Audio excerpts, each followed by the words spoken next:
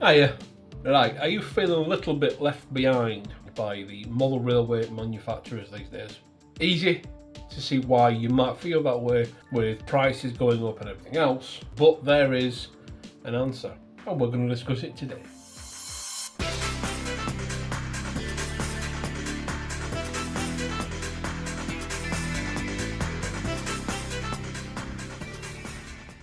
So then, feeling left behind by model railway manufacturers in terms of pricing. Prices which were once attainable for the average modeler are now becoming more and more a thing off in the great distance. And if you used to be someone that was able to buy maybe 1 or 2 new models a month, now it might be 1 or 2 new models a year, because prices have gone up quite a lot. And we're not going to get into pricing today. We've been through the whys and the hows of price increases recently, and that's not going to be the focus of today. We're going to speak about something else. No, today we're talking about how it feels to be the average modeler on the street, to almost have your hobby snatched away from you in a certain respect. Many modelers seem to feel that this is indeed the case these days, and it's not too difficult to see why. Focused on the latest tooling and the arms race for superfine detail, which again, we've been over before, and there is a place for it, and I like it and you like it and everything else. Now, of course, yes, I understand that these companies are not a charity. They are a business, and they're a business that wants your and my money, and that's fair enough. I'm not daft, I'm not silly, I understand how the whole principle works. It seems somewhat a little bit unbalanced that the average modeler now is finding things further and further out of reach, and less offerings are afforded to them by manufacturers who are more interested in releasing things in strange new scales and gauges, higher and higher price tags. So that's it then, isn't it? That's the way things have gone. There's no hope. What's the point in playing? You can't afford to buy new models anymore, as we've discussed many a time on this channel and other channels and forums across the internet and the model railway community. So what is the point? Vans and wagons are between £30 and £40 each, and a Mark 1 coach will cost you anywhere between £50 and £70 these days, depending on which brand and detail level you go for. Locomotives, well, that's a different matter entirely. May as well not bother them, right? Or is there another way? There's a way around this. Not all manufacturers are set to leave us in the wake of financial destruction. Now, firms like Accurascale do offer a payment plan as such, which helps you guys and me afford these higher price models a little bit easier. You might not be able to justify 120 quid or £300 in one hit, but 20 quid a month, yeah, that's all right. We can probably stretch to that, and by the time your model eventually arrives in 2-3 years time, you'll have it, and that's fine. But of course, then you are left at the mercy of the pre-order mafia, as it were. But as far as I can tell, there's not actually a manufacturer out there that's bothered about catering to the lower end of the modelling. I say lower end of the modelling scale, that's the wrong word. No. At the more affordable end of model railways, there's no one seemingly interested about bringing forth a model for the everyman who's happy with a model which is adequate. And again, we spoke about this previous time before about getting second-hand models and doing them yourself. Case in point, I took a ride over to Ellis Clark Trains over in Skipton, who are, I believe, the closest model railway shop to my location. They're about an hour away from me, and they have quite a lot of double O gauge used stock, locomotives and wagons, trucks and even coaches, and they have these lovely rummage boxes full of them. You can see the box I've just looked at there was full of brake vans, cattle vans and everything else, and I actually made a few purchases too, which I will show you a bit later on.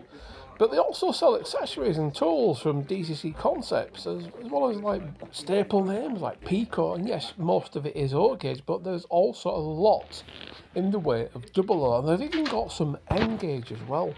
And the prices are really reasonable. I got a Queen Mary brake van for £9.50. It's absolutely unbelievably good quality for what it is, and it saved me so much money. As far as I can tell, there's not a manufacturer out there who are not interested in shattering your bank balance. However, there is one I can think of which do a fair bit to help the matter, and that would be Dapol. Now, Dapol, as well as having a range which caters to the modeler which wants more detail, also have a made in England range which has a fair and wide variety and options of rolling stock for you to purchase and play with and detail and upgrade to your own heart's desire if you so wish to do. Now, some of course will always complain saying that these wagons that Dapol offer are not detailed enough and they're too simple and and they want the thing. That's absolutely fine, guys, and I get it. You want something which is more of a fine scale thing, that's fine. I humbly invite you to go and purchase a Batman brake van or similar, which is dripping with finer details and little interesting things and whatever, and that's absolutely fine. They will have the appropriate detail that you want, and most importantly, a price level to reflect that detail. However, the somewhat more sensible, or the silent majority of us out there, are sort of mature enough to understand that actually, what I want for me at home with my motor railway, these offerings from Dapol are actually more than adequate. They come with the modern features you'd quite rightly expect from something tooled in the past 10-15 years, i.e. metal wheels, and of course NEM pockets. Let's face it, those are two major things that you want to see these days. Metal wheels run far better than plastic. They're a lot easier to look after. You can re-gauge them if you want. So much easier to do than plastics. And of course NEM pockets, so you can have your KD, you can have your weird European hook and loop things, or you can have tried and tested tension locks. But Dapol this and Dapol that, and they don't run properly. Shush. Dapol are no worse than any other manufacturer when it comes to having quality control issues. Everyone has them, full stop. Batman, Hornby, whatever, they all have quality control issues from various points, from wagons derailing to locomotives clipping on detail. We've done it all before, blah blah blah. It's not just Dapol. It is what it is. So please don't take to the comments guys saying, well, I had a Dapol and never ran and I would never buy a Dapol again. That's fine, that's you, but believe me, most of us haven't had an issue with Dapol. I've got plenty of Dapol roller stock, and I'm happy to report that there's been no major issues with them. I mean, the Class 60 had the coupling thing, okay, right, but Dapol admitted that and they fixed it. So there you are. Which again is another good sign, actually. They're willing to help and address issues that they might have, so that's good. Keeping that in mind, there's no other manufacturer which I can think of which actually do their bit to keep jobs in the UK and help keep the hobby affordable to the everyman or the every person. Could argue that Hornby also do this with their railroad range, but it's not quite the same, is it? If you consider the Hornby railroad range often uses tooling which is 30-40 years old, sometimes from even the late 70s and the 80s.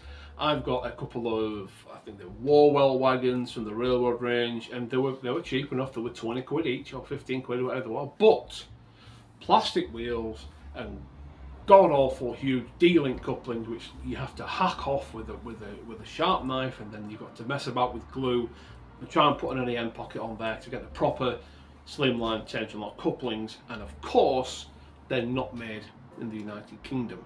So it's affordable, and it's certainly an option out there for you guys if you want to upgrade things. But again, you've not even got metal wheels on a lot of the railroad rolling stock. Some do, and that's fair enough, but some don't. It seems to be a bit pick and mix, really. I know that they do a brake van which has got huge couplings on there and plastic wheels. But again, it's affordable, so it's an option for you. But again, not made in the UK, and it's not recent tooling, so just bear that in mind, guys. And what's worse is a lot of modelers that are out there don't actually realise that Dapol offer these lovely ranges of wagons. And it's not just double O gauge, they do affordable O gauge and affordable N gauge. You can quite happily pick up a Dapol 12-ton van or a mineral wagon for under 11 quid, 12 quid, brand new. That's brand new, and it will have metal wheels and an AM couplings. Not necessarily made in the UK, because some of their stuff is made in China, but a lot of it is still made in the UK. In fact, Jenny Kirk had a video where she toured their UK factory, and you could see the toolings there and the presses where they manufacture their own wagons.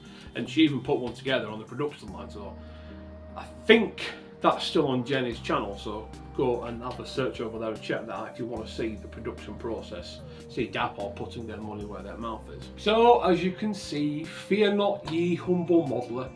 If like me, you like a good mixture of super highly detailed wagons, but you also want something which is affordable and new, and you don't want to have to spend hours and hours and hours scouring the second-hand market and dealing with the potential issues of paying for a wagon which is really only £5 or £10 less than what it would be brand new, but it comes with a whole host of issues, then Dapol, quite seemingly, have got your back. Don't forget, of course, you can also upgrade these models to your heart's content, should you so wish, with a little bit of weathering and a tiny bit of detailing, which I think is something we really need to do on this channel, and just to show you how simple it actually is. So keep an eye out for that, guys. Thanks for watching and listening to me ranting and rambling on, and I'll speak to you soon. Oh, and if you've watched this far, guys, please do subscribe. It does make a big difference to me and gives me the validation that I so desperately crave. Cheers, bye-bye. Right, I promised to show you what I got from my Clark trains, so putting my money where my mouth is, here we have a Hornby 12-ton brake van in the Rail Freight Grey Engineers livery. This is a lovely little thing. It's got KDs fitted to it. Previous owner saw fit to fit those for some reason. Not sure why he fitted KDs, but there we are. So I need to get potential locks for them. But this has all got separately fitted detail, and it was 11 quid. Look at that, perfect. And great for the Heritage Railway setting, because I've seen these on Heritage Railways doing brake van rides and everything else. And of course, next to it, this beautiful Batman, Queen Mary. Really heavy bit of kit, really beautiful. And I first saw one of these at Jen's house not so long back, and it just struck me as a very endearing little thing. I've seen one at the Keith Illingworth on the railway as well, and it's just such an unusual thing to see, a bogie brake van. So that's a nice addition to have as well. Again, £9.50, and it's got the slimline tension locks on there, so it's a newer tooling one. I think they're about 6 years old, something like that. And then of course I've got this humble Dapol conflat with a little removable container, and this was a £5. That's right, £5. And look at it. Can you tell that it's not a super latest tooling hyper detail thing? If you zoom up close enough, I'm sure you can, because it's got moulded loops and what have you, but I can't read that text unless I zoom in on it like that. I know it's a GWR, so we'll have to rename it to fit in with British Rail running or whatever, but certainly for Heritage Railway use, it is superb. Right, there we are. These guys are really helping us in terms of keeping the hobby affordable. Cheers, guys. Take care. I'll see you next week.